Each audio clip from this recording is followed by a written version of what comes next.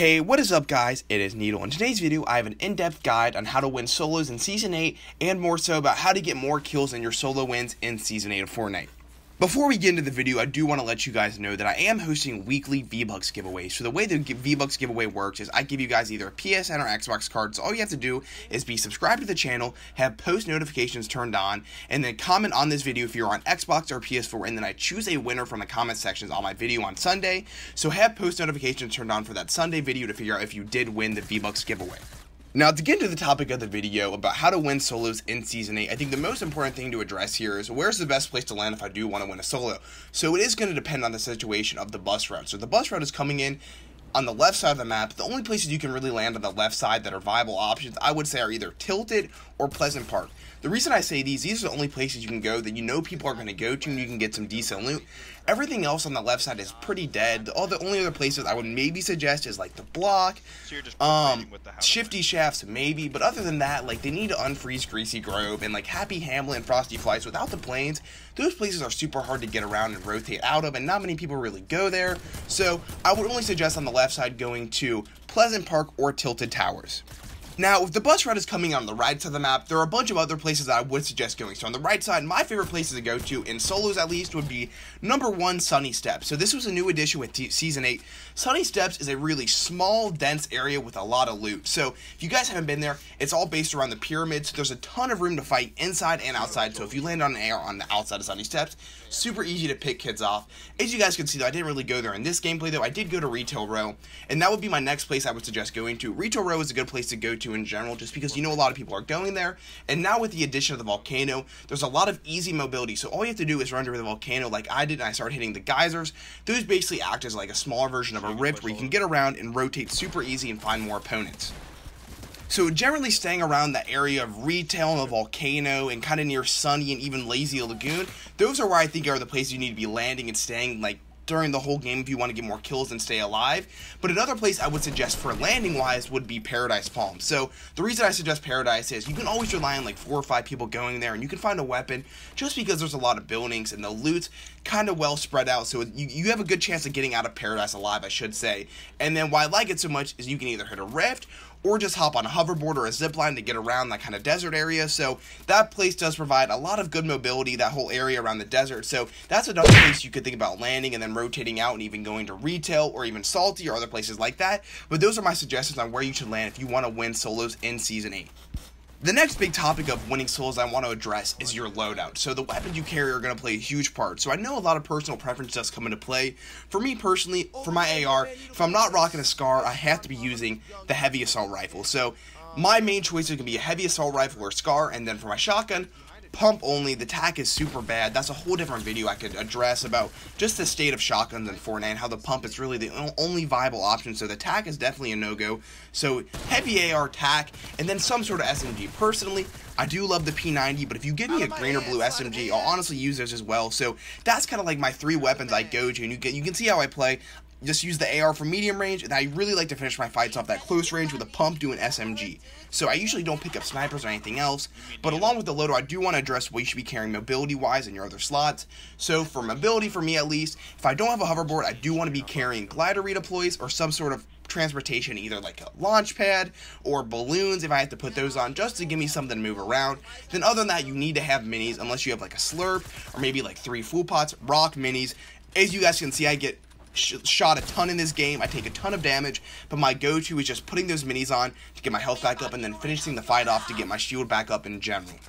Now, my biggest tip for this video all around, and I think if you guys are going to take anything away from this video, take this, is if you are playing in solos, make use of third parties. I do it a little bit in this gameplay, but not as much as I usually do. But when you're playing solos, you want to have third partying as your best friend. So if you see 2 dudes fighting, your first instinct should be go in there and finish both the kills off. Not let one guy get weak, just due to the fact that people do get the shield back. I know I addressed it earlier. After the recent updates, you do get shield or health back when you do get a kill now. So make use of that. If you have someone and you know you're weak, but know they are weak as well, make that push every time to get your shield back and keep fighting. That's why I like solos so much, is even with third party being one of the biggest issues in solos in general, you know you can rely on getting that shield back and playing aggressive, but still getting the health back one way or another with minis. So that's the whole thing with solos, is you can kind of move on one fight to the next. As you guys can see, I started the game off pretty slow. I think I had about 2 kills with 35 people left, and I end up rocking the whole entire last circle. So like the last 10 people, I end up taking most of those kills. I do end up with 16 kills in the gameplay, not to spoil it for you guys, but just to show you guys that it's not about getting all the kills at the start. Sometimes you do have to let the circle get a little bit smaller, but just using the third party to your advantage and the fact that you get shield to your advantage is going to be huge in solos now. The next big tip I have for you guys is learning how to turtle, aka learning how to just box up and hide under another fight. So that's commonly referred to as turtling, is when you just box up in your own 1x1 under someone else's build, basically just to hide. This is what I like to do a lot if I know I got rocked and I want to get my heal off. You'll see me do it later in this gameplay against the last guy to win the game. I ran out of mats completely, but I just make use of like some sneaky builds. I didn't have any kind of builds. You guys will see it as the video progresses, but I didn't have any builds, but it's just about utilizing any kind of terrain or any kind of situational builds that were already there. So like I was literally hiding underneath a ramp without any builds. So learning when to play passive is huge in fight, just because if you catch somebody surprised off guard and just running by, as you guys see, the guy will just drop down. I land an easy pump shot, completely caught him off guard. That's the only supportive offense you guys will have in close quarter situations when you have no builds. So make use of turtling and just learn how to actually play the fights really slow and kind of disengage when you need to. That's a huge part of solos, especially when you do get third party by somebody else. Learn when to disengage, and that every fight does not need to be a progressive fight. You can take a step back and then re-enter the fight as you have healed up or killed somebody else to get more heals in general. My next tip I have for you guys for solos is don't worry too much about kills if the game has already progressed pretty late and you don't have a ton of kills. So as I mentioned, I had about 2 kills with 35 left. That could have easily been a game where I make it to the final circle and have, let's say I only have 8 kills with 4 people left. Like at this point I know I really don't have a chance for a crazy 15-20 kill game. Don't be scared to play your life and just get the win at the end of the day, because that's what Fortnite's meant to be. It's a battle royale. You do want to get the win, so learn how to play just to get the win in general, especially if you play pop-up cups. You want to learn how to play slow and really get your mats up. It's not always about playing fast. I know I made the video about playing quick, but if you're already into a game and you only have 8 kills with 3-4 people left, like I said, don't be scared just to buckle up and just hide to get that last kill to get the win. Honestly, it's kind of a soft way to play, but it's just a realistic part of Fortnite now. You're not always going to be able to get 20 kills. The lobbies are getting better, so take the win when you get the chance. Don't get greedy trying to get all the kills when it really doesn't mean anything at the end of the day. The very last tip I have for you guys has to do with rotations and using mobilities and rotation. So, when I refer to mobility, that's anything that's just going to help me get around the map faster. So, like I mentioned earlier, glider redeploy, launch pads, riftigos, rifts in general, and now my favorite thing is just taking a hoverboard. If you guys haven't used the hoverboard, please mess around with it. It is super quick. If you learn how to use the boost to get around the map, it can be crazy OP. I've gone from like retail all the way to like lucky around that area in the matter of a minute on the hoverboard. You just gotta find the hoverboard, so learn the spawns for those. But other than that, don't be scared to burn mobility if you're looking to play like I am in this game, playing super quick, super high pace. If you're looking to get high kill games, you want to use every form of mobility. If you have a rift to go, use it to find people. If you have glider redeploy, use it to find people. Burn every single one. You got to play super uber aggressive just to get those kills. So do not be scared to use your mobility. The next thing I'm going to let you guys know that goes along with mobility is your rotation. So, like I said, my number one area I like to land around for solos is that sunny kind of retail area. So there's not a lot of rotations in general around there that you can go to. So what I would suggest, if you land like sunny, clear that whole area near the volcano. There's going to be a ton of people landing there right now. Clear out retail, that whole area. And then depending on where the circle goes, this does play a huge factor, but you're going to want to be around that salty divot area.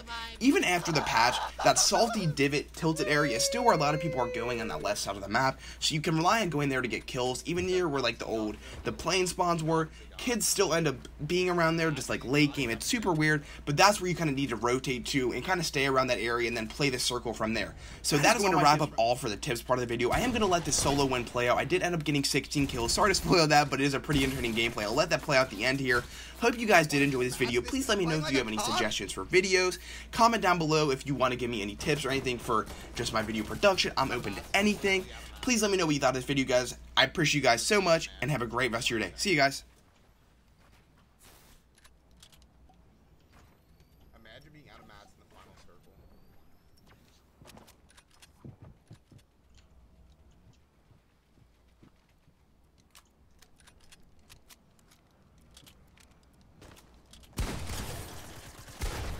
Oh, give me that 6.